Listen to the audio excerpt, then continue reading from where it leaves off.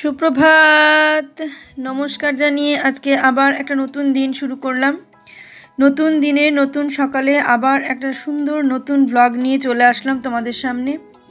আমার ঘরে বাইরে লাইফস্টাইলে তোমাদের সবাইকে স্বাগত জানাচ্ছি। তোমরা এসো, দেখো আমি সারাদিন কি করছি। আশা করছি তোমরা নিশ্চয়ই ভালো আছো, আর আমিও ভীষণ ভালো আছি। আমার সকালবেলায় প্রতিদিন যেটা অভ্যাস আসা বাইরে, তাই এতদিন অতিরিক্ত গরম ছিল, অতিরিক্ত রোদের তাপ ছিল, সেই জন্য বাইরে আসতে পারিনি।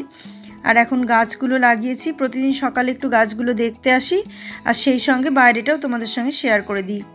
বাইরের পরিবেশটা ভীষণই ভালো লাগে এখন, মেঘলা মেঘলা আকাশ, কোথাও মেঘ কোথাও আলো, এই রকম পরিবেশ। এরপর আমি বাইরেটা দেখে ঘরে চলে আসলাম। আর তোমাদের একটা কথা বলে রাখি, আমার গলার পরিস্থিতিটা ভালো নেই, তাই আওয়াজটা খুব একটা ভালো বেরোচ্ছে না, গলাটা ভীষণ ব্যথা করছে, তাই কথাগুলো খুব ভালোভাবে বলতে পারছি না। আজকে একটু কষ্ট করে তোমরা আমার কথাগুলো শুনে নিও। তা আজকে বাইরে থেকে দেখে ঘরে চলে আসলাম। এসে রান্না তো টগরই করছে, দেখতে পাচ্ছ। আমাদের আজকে রান্না হচ্ছে মুসুরির ডাল আর আলু ভাজা আর মোচার তরকারি, আর হচ্ছে ছানার সেই বড়ার ডালনা। তা এই কটা রান্না হচ্ছে, তার মধ্যে মোচার তরকারি, ডাল, আলু ভাজা, ভাত এগুলো সমস্তই টগরই করেছে। আর আমাকে এটার জন্যে মশলা ভেজে করে দিয়েছে, আর আলুটা ভেজে রেখেছিল। তা আমি শুধু মশলাটা সেটা দিয়ে কষে নিয়ে তারপর জল দিয়ে বড়াগুলো দিয়ে দিলাম, ছানার যে বড়াগুলো সেগুলো দিয়ে দিলাম। তো বড়াগুলো ভাজাই কিনে নিয়ে আসে, তোমরা তো জানোই, প্রত্যেকেই জানো যে বড়াগুলো ভাজা অবস্থাতেই কিনে নিয়ে আসে কৃষ্ণনগর থেকে।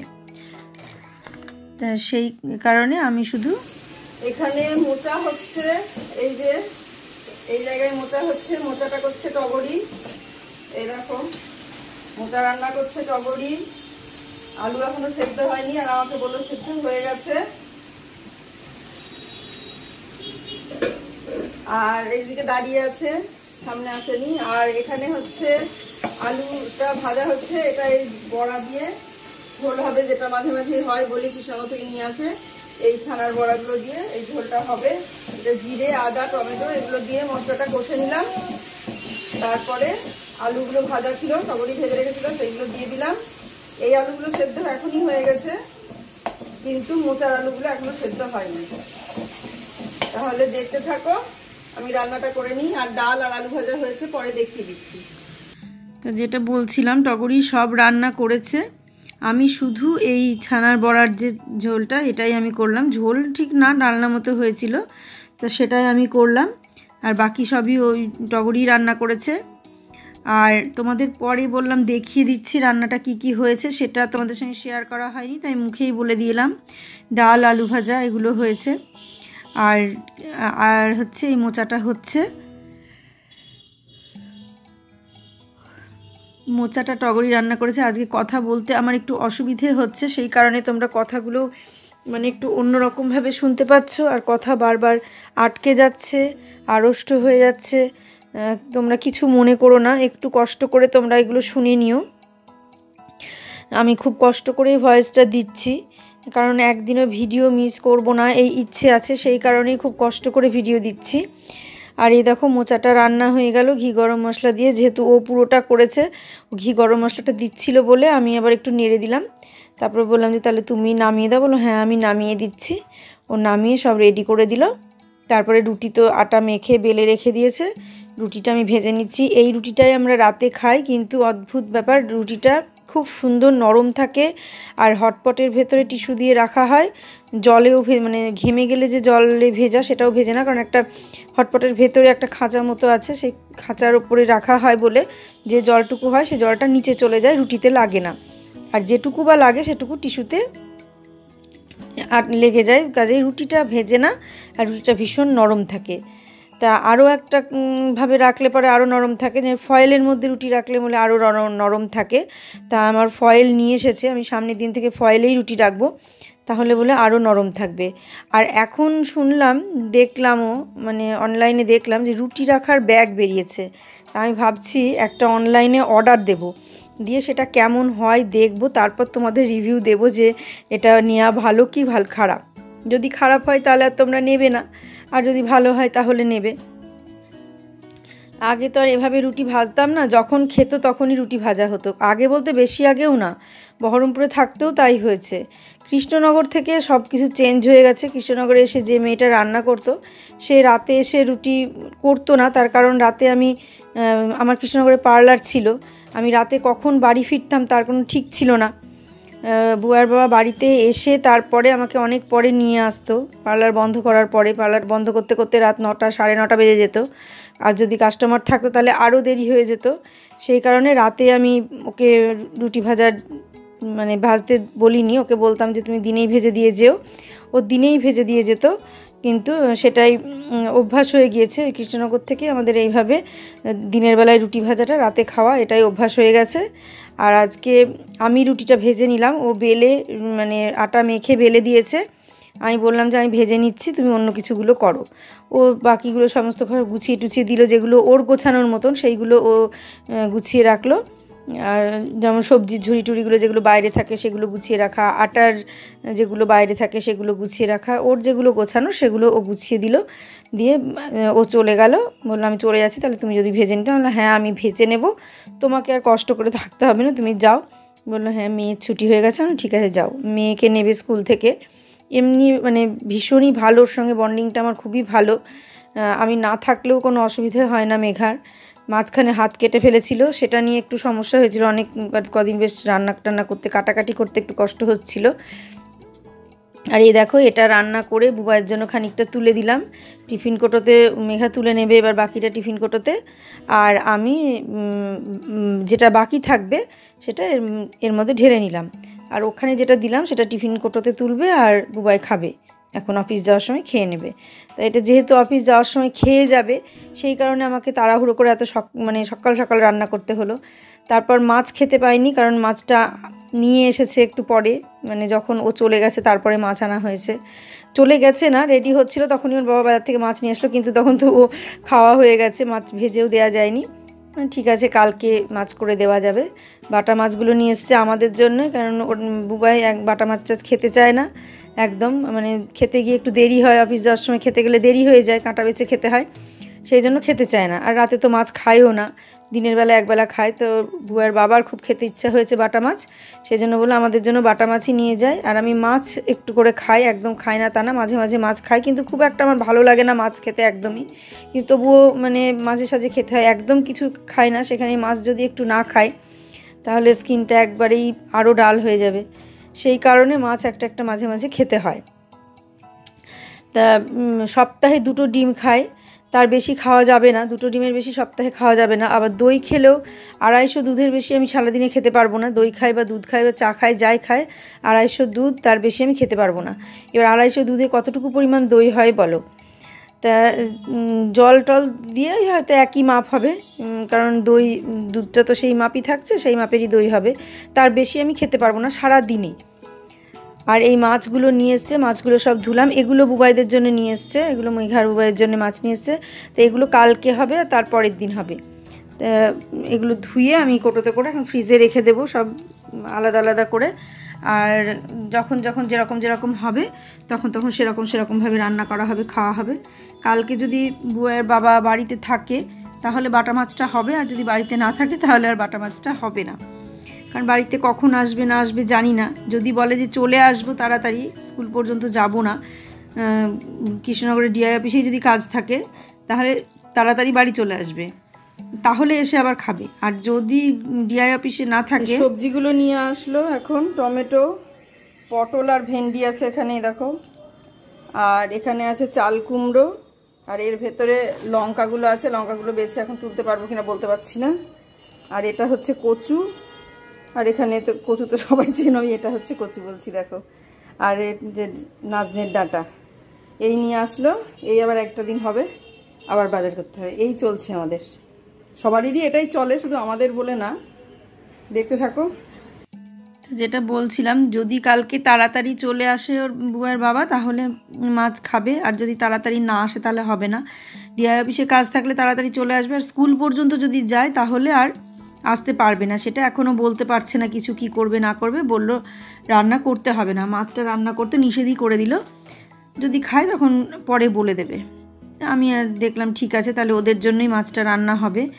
আর এদিকে চাল কুমড়ো সবজি যেগুলো যা নিয়ে এসেছে সেই সবজিগুলো এখন তুলে রেখে দিচ্ছি। এগুলো একদিন করেই হয়, এই যতগুলো সবজি আনে ওই কচুগুলো ভাজা একদিনে ভাজলে একদিনেই কচু ভাজাগুলো সমস্ত ফুরিয়ে যায়। চাকা চাকা করে বেশ ছাঁকা তেলে ভাজলে মচমচ করে, খেতে ভীষণই ভালো লাগে। তা ওই রকম করেই ভেজে রেখে দিই, অসুবিধে হয় না, ওই টুকটুক করে খেতে খেতে একদিনেই ফুরিয়ে যায়। আমি ভাবি যে বেশি করে ভেজে রেখে দেবো, 2 দিন 3 দিন হবে, কিন্তু আমাদের বাড়িতে সেই 2 দিন 3 দিনের ব্যাপারটা হয় না, ও ভাজলেই ফুরিয়ে যাবে। ইদানিং সবজিগুলো একটু কম পরিমাণে রান্না করছি, তা ওই কম রান্না করলে একটা কি সমস্যা হয়, রাত্রে আবার কিছু হয়তো করতে হয়, তা এখন সেই জন্য আমি একটু পরিমাণে বেশি করলে কি হয়, আর রাতে কিছু করতে হয় না। এবার আমাদের রুটি বা ভাতের থেকে সবজিটা বেশিই সবাই খায়। বুবাই প্রচুর পরিমাণ সবজি খেতে ভালোবাসে, বুবাইয়ের বাবাও খুব ভালোবাসে সবজি খেতে, সেই কারণে সবজির পরিমাণটা একটু বেশি হয়। আবার মাছ মাংস হলেও আমাদের সবজি কিছু একটা হবে। অনেকে যেমন মাছ মাংস হলে আর সবজি লাগে না, মাছ মাংস হলে সেটা দিয়েই মাংস টাংস হলে সেটা দিয়েই হয়ে যায়, কিন্তু আমাদের মাংস হলেও একটা কিছু করতে হয়, ডাল ভাজা এগুলো করতেই হয়, কিছু করার থাকে না। তাই দেখো সমস্ত সবজিগুলো তুলে নিয়ে ভাবলাম লঙ্কাগুলো পারবো কি না তুলতে, মানে বেছে তুলতে, টাইমের একটা ব্যাপার থাকে তো। তা যদি মাসি চলে আসে তাহলে আর লঙ্কা মানে বেছে তোলা সম্ভব হবে না। তা সেই কারণে তাড়াহুড়ো করছি, যাতে তাড়াতাড়ি মাসি আসার আগে আমি এই জায়গাটা ফাঁকা করে দিই। ওই দেখো বলতে বলতে মাসি চলে এসেছে, গুরুর করছে, দেখা যাচ্ছে না তাই। আমি বললাম তুমি বাইরেটা সব ঠিকঠাক করে এসো, তারপরে আমি এই জায়গাটা ফাঁকা করে দিই, তারপরে তুমি করো।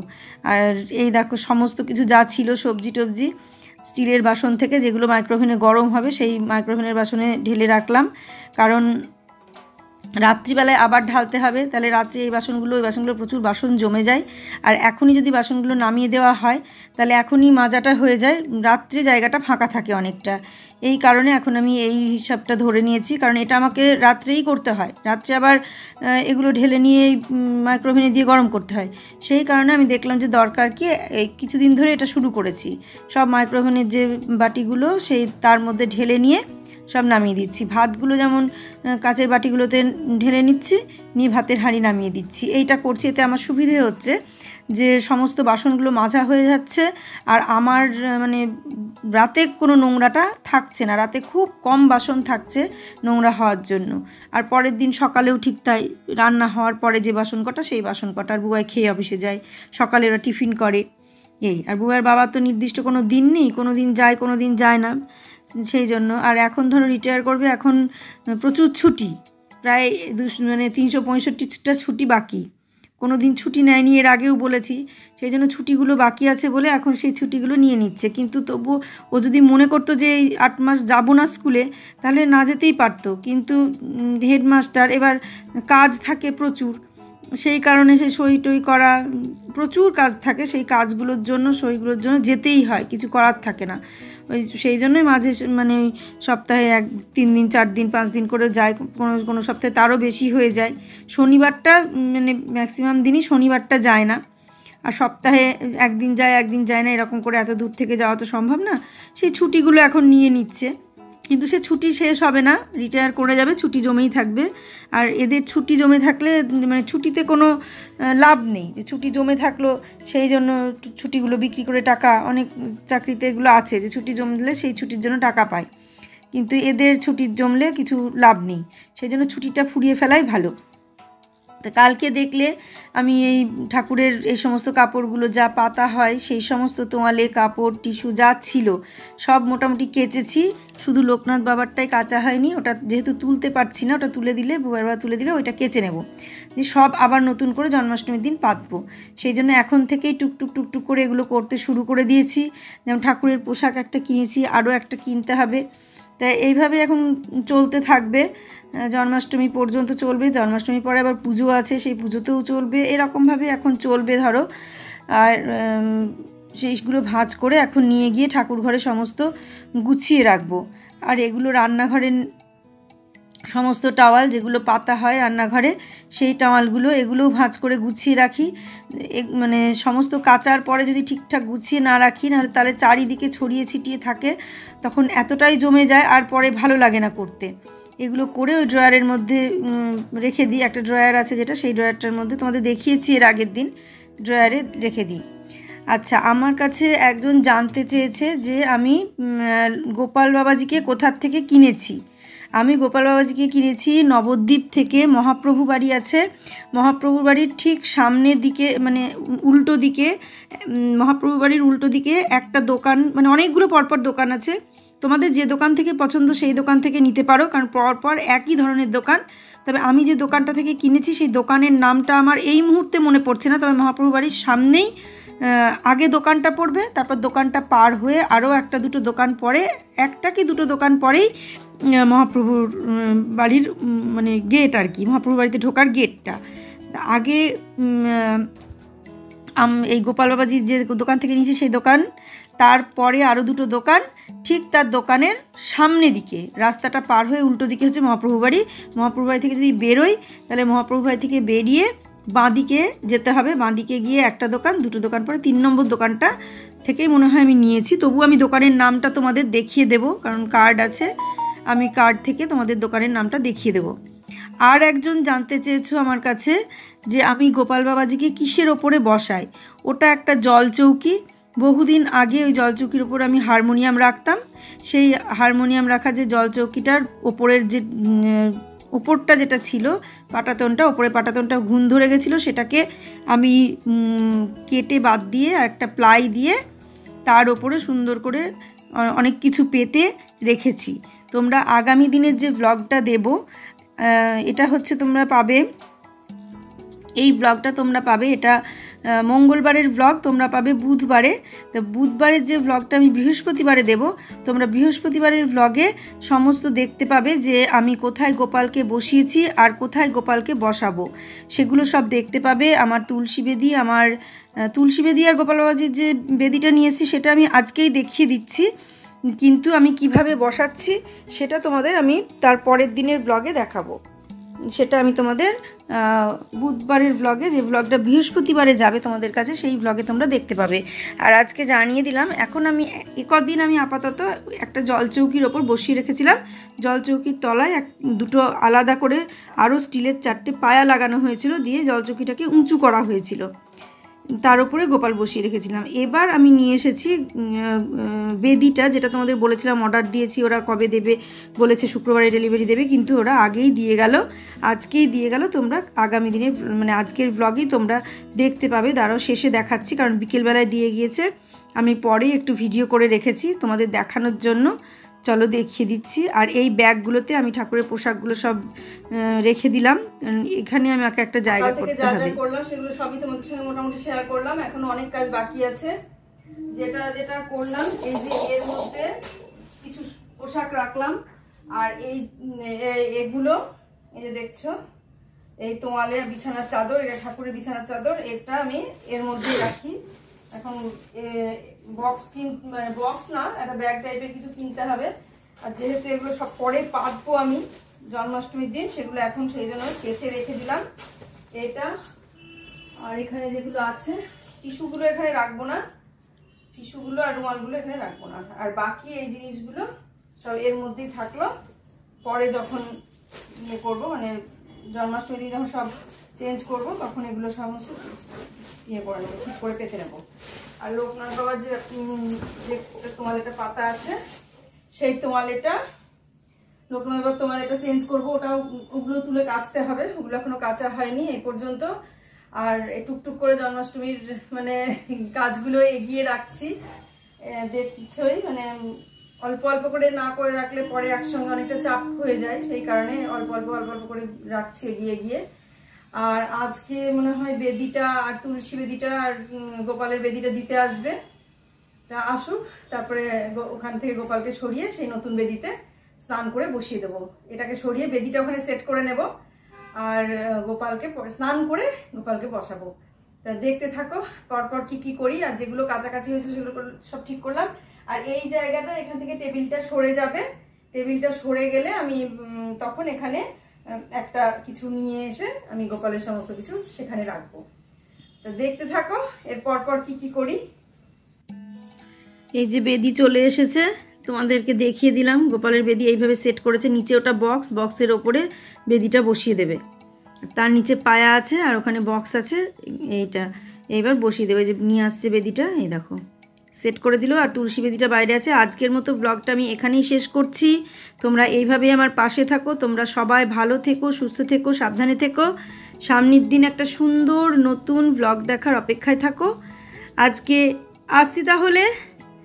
আর একটু কষ্ট করে শুনে নিও, আমার গলাটা খুব খারাপ, গলা দিয়ে আওয়াজ বেরোচ্ছে না। এই দেখো তুলসী বেদিটাও দেখে নাও। আজকের মতো এখানেই শেষ করলাম। সবটা দেখো কেমন লাগলো আমাকে জানাবে। আমার তুলসী বেদি, গোপালের বেদি কেমন লাগলো তোমরা সবাই আমাকে জানাবে। আসছি তাহলে।